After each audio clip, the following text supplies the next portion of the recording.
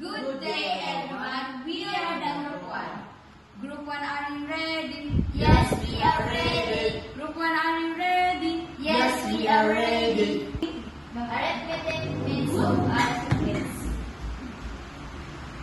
Define arithmetic means and find the arithmetic means between two terms of the arithmetic sequence.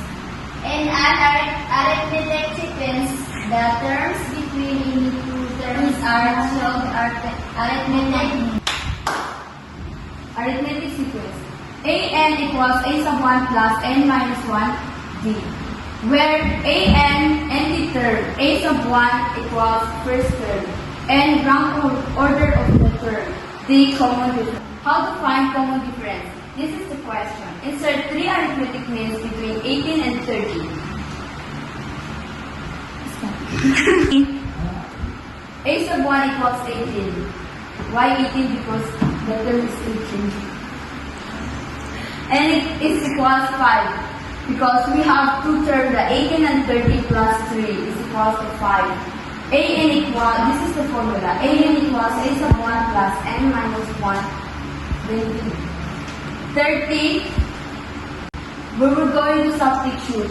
An is equals 30 equals 18 because 18 is a sub 1 plus where n is 5 minus 1 d.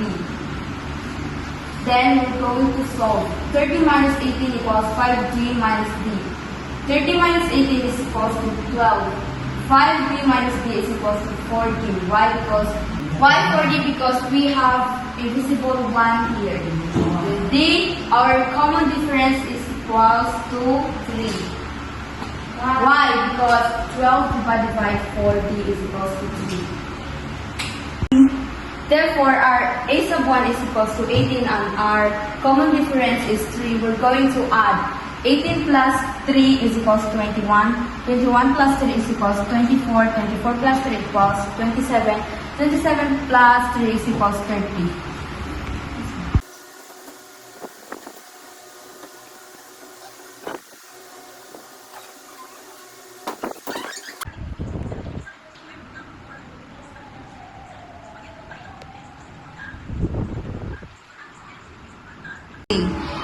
Since this is our formula, an equals a sub 1 plus n minus 1 times d, we're going to substitute first.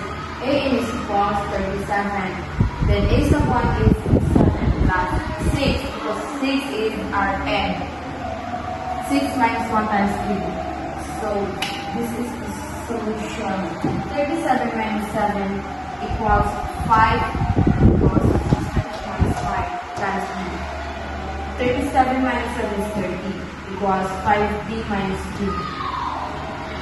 30, bring down the 30 here then.